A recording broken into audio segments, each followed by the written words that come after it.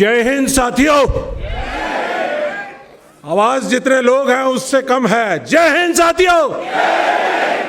धन्यवाद। आज की जय हिंद सभा में जिस तरह से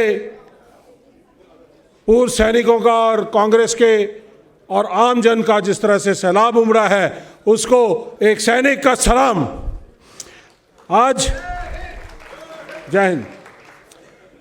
आज की हमारी सभा में सम्मानित मंच और सम्मानित हमारे जो वेटरन्स जो 1962, 71, 65 Kargil, Indian peace keeping forces, UN peace keeping forces, counter insurgency operations, इनमें तमाम तरह से जो लड़कर आज हमारे बीच में पहुंचे हुए हैं, तो उन सब का बहुत ही तहे दिल से हमारा स्वागत, सम्मान।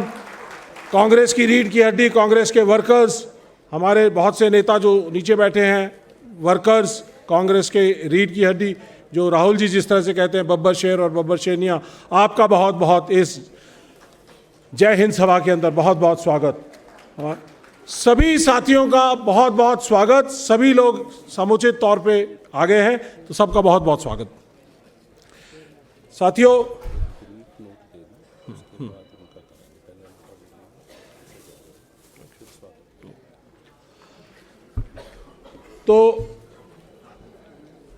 साथियों, हमारी जो जय हिंद सभा है, ये एक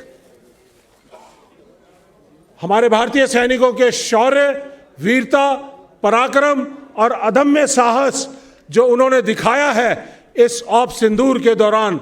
22 तारीख को जो पहलगाम हमला हुआ था, उसके बाद जो ऑपरेशन सिंदूर हुआ है, उसके अंदर जो इन्होंने पराक्रम दिखाया है, उसको याद करने के लिए, उसको नमन करने के लिए, उनको सलाम करने के लिए कांग्रेस पार्टी ने जय हिंद सभाएं सब देश में रखी हैं। 16 जगहों पर शुरुआत में ये जय हिंद सभा हो रही है,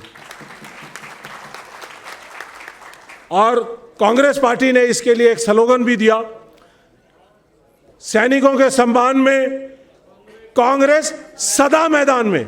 सदा स्वाधीनता संग्राम से लेकर और आज तक कांग्रेस सदा सैनिकों के सम्मान में मैदान में रही है। साथियों, ये जय हिंद सभाएं, इनके 2 मकसद हैं।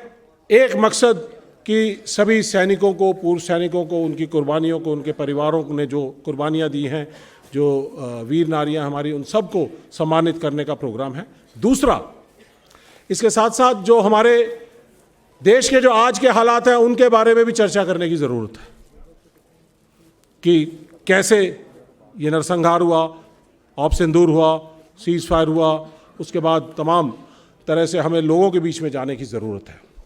मैं थोड़ा सा आपको ब्रीफ देना चाहूँगा कि J&K की जो सिक्योरिटी है वो पूरी तरह से मिनिस्ट्री ऑफ होम अफेयर्स के अंडर है, पूरी तरह से।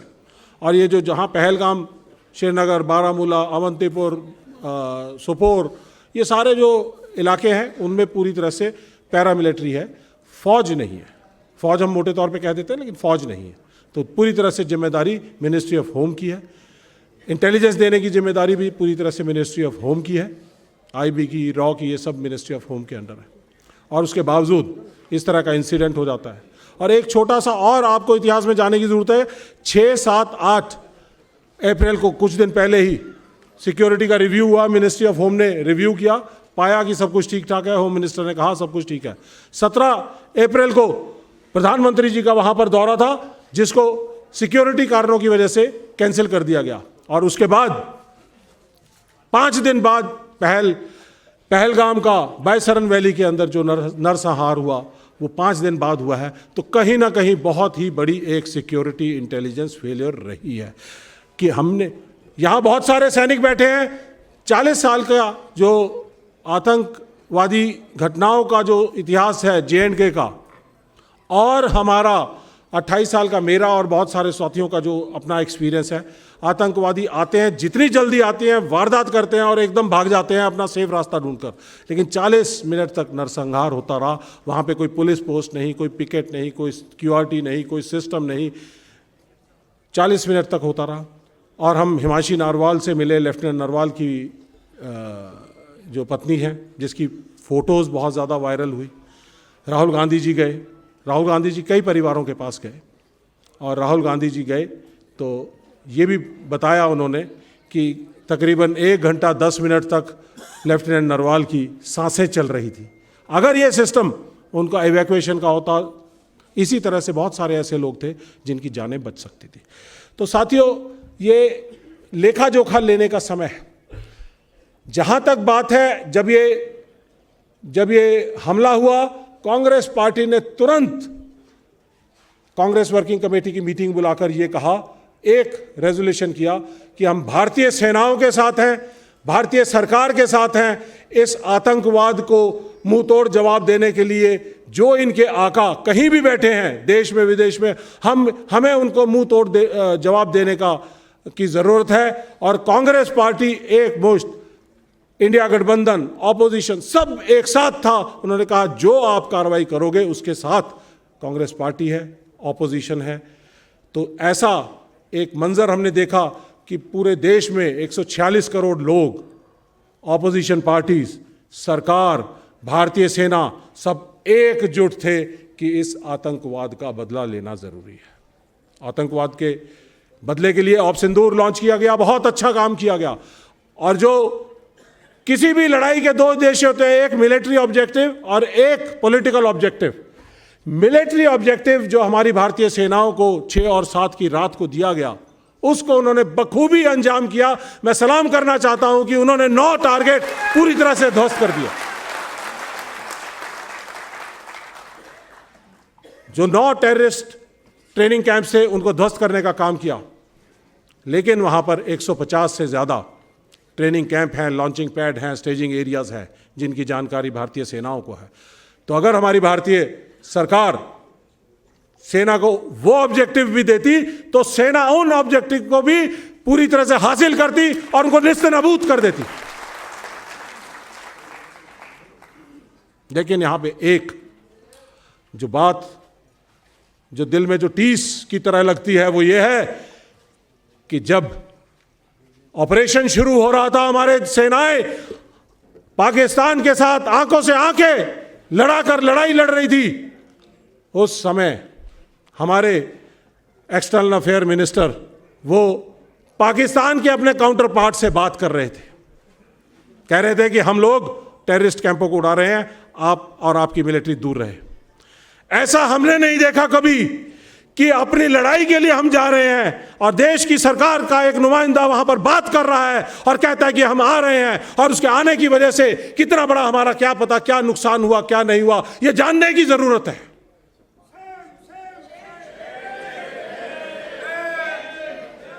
एक्सटर्नल अफेयर मिनिस्टर की जो एग्जैक्ट वर्डिंग थी, at the start of operations, हमने उनको बताया।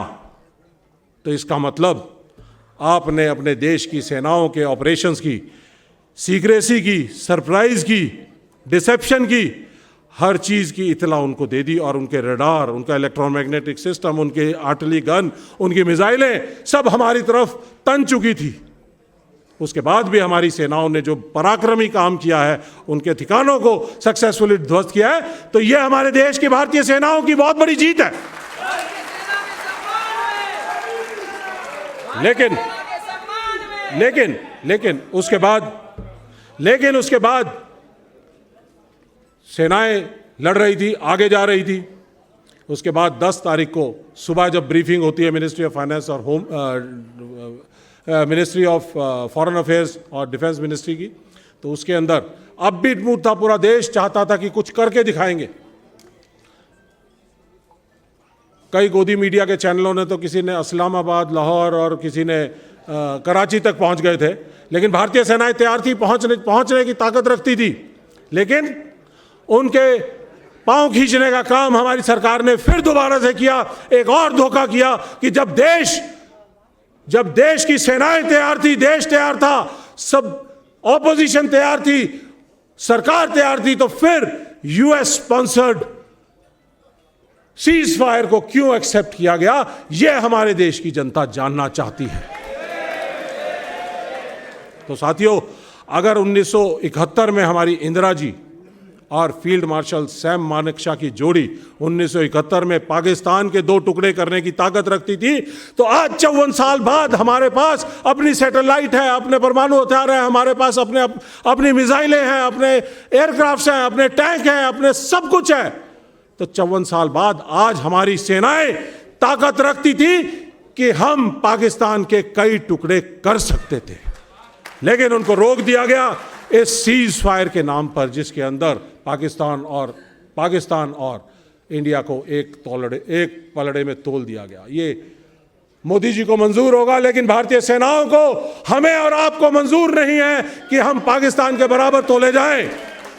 ऑपरेशन सिंदूर हमारी महिलाओं की ताकत है, रक्षा कवच है, और पुरुषों का भी रक्षा कवच है, जिसके विश्वास को लेकर और 140 करोड़ लोगों के विश्वास को लेकर हमारे सैनिक जो सरहदों पर लड़ते हैं, तो ये विश्वास उनको ताकत देता है, हिम्मत देता है, देश के लिए बलिदान करने की ताकत देता है। तो इस ऑपरेशन सिंदूर का नाम रखकर बहुत अच्छा किया, लेकिन इस सिंदूर का अगर आप सौदा करेंगे तो ये 146 करोड़ देशवासियों को मंजूर नहीं है। तो इसलिए साथियों, ये सब जो बातें हैं हमारे कांग्रेस पार्टी की तरफ से, हम आज, क्योंकि युद्ध विराम हो चुका है, जब तक युद्ध था इन बातों के बारे में बात नहीं हुई, लेकिन अब युद्ध विराम है, कब तक है कुछ कह नहीं सकते। जब फिर दोबारा से युद्ध शुरू होगा तो कांग्रेस पार्टी पूरी एकमुश्त सरकार के और भारतीय सेना के साथ है और रहेगी, और ये ताकत रहेगी। लेकिन आज लेसन्स लर्न करने का ज़रूरत है कि कहाँ कमी रही, कहाँ चूक रही। तो ये जो आंकलन करना ये बहुत ज़रूरी है। तो इस आंकलन के लिए और लोगों के बीच में जाने के लिए, सैनिकों का सम्मान करने के लिए जन सभाएँ, जय हिंद सभाएँ की जा रही हैं, पूरे देश भर में हो रही हैं। 16 जगह पे है अभी फ़िलहाल पहले फेज़ में, उसके बाद पूरे देश के अंदर और भी जगह होंगी, और हर डिस्ट्रिक्ट ब्लॉक हेडक्वार्टर्स के ऊपर ये किया जाएगा। ये कांग्रेस पार्टी ये पैगाम अपने लोगों के बीच में लेकर जाएगी कि क्या खोया और क्या पाया। और बहुत सारी बातें हैं, कुछ चीज़ें मैंने जान के छोड़ दी हैं ताकि बाकी वक्ता आपको तफसील से उनके बारे में सही तरीके से आपको ज्ञान दे सकें। साथियों, जितने भी सैनिक हमारे यहाँ पे आए, पूर्व सैनिक यहाँ पे आए, परिवार आए, उन सबको बहुत बहुत धन्यवाद। कांग्रेस पार्टी के लोगों को सबको धन्यवाद। और आगे भी ऐसे ही प्रोग्राम होते रहेंगे। जज्बा है दिल मांगे मोर, दिल मांगे मोर। सैनिकों के सम्मान में कांग्रेस सदा मैदान। धन्यवाद, थैंक यू।